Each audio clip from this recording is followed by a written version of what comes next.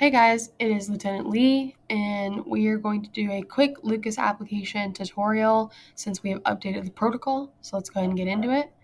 First, we have two key takeaways for this video. First one is we want to minimize interruptions in chest compressions. So the whole goal of high quality chest compressions is to maintain CPP, which is your cerebral perfusion pressure. And what we've seen in the past is that when we try to place the Lucas during manual CPR, it actually decreases the quality of our CPR. So the idea now is that if we place the Lucas during two rhythm checks, we're splitting it into two parts. If we place it during rhythm checks where we're already stopping CPR, we will minimize interruptions in chest compressions overall. And then the next key takeaway is communication. So communication is going to be key to ensure that we have smooth placement of the Lucas. We need to make sure that everyone is on the same page as to when we're placing the Lucas and also how we're going to do it. So we are going to watch a video, a quick tutorial that we made with some of the firefighters here at Community on how to place it during these rhythm checks. But it's also important to remember that in the field, there's going to be variables that we just can't predict. And so you need to adjust your communication for your variables. So based on the environment, based on the patient, those things are going to be important to communicate as well.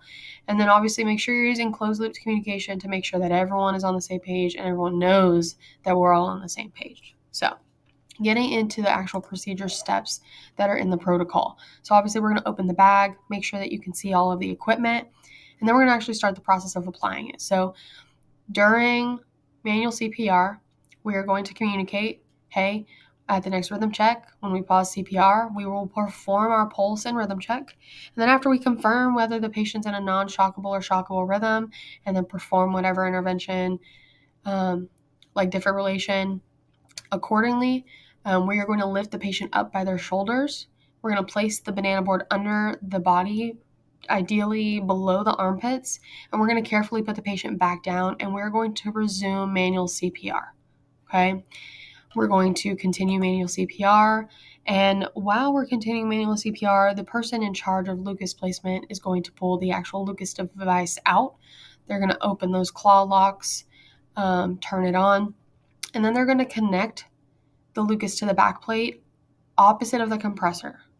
So we are not connecting the compressor side until the rhythm check. We will communicate that during the next rhythm check, after the pulse check, we will connect that compressor side and ensure that we're all on the same page on what we're going to do and how we're going to do that. Once we pause CPR, we'll again perform our pulse and rhythm check, do defibrillation if indicated, and then the compressor will connect their side of the Lucas, ensuring we hear the click. We're going to lower the suction cup down to the chest, and then we will go ahead and continue compressions based on whether we have an advanced airway placed or not. And then that'll be your Lucas placement. So we're going to go ahead and watch the video of the Lucas placement tutorial by our firefighters.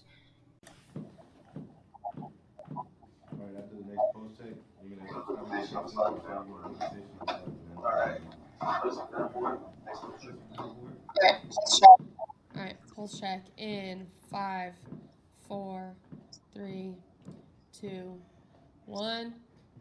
Stop CPR. We got asystole. Let's place the banana board. Good. Let's go back to. So we got closed loop communication. We got under the 10-second threshold for interruptions in CPR. Now Andrus is going to set up the Lucas.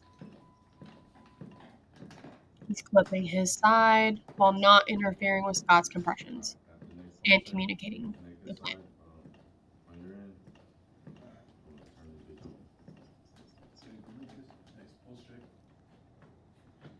All right, I got fingers on pulses, pulse check in 5, 4, 3, 2, 1. Okay, stop CPR.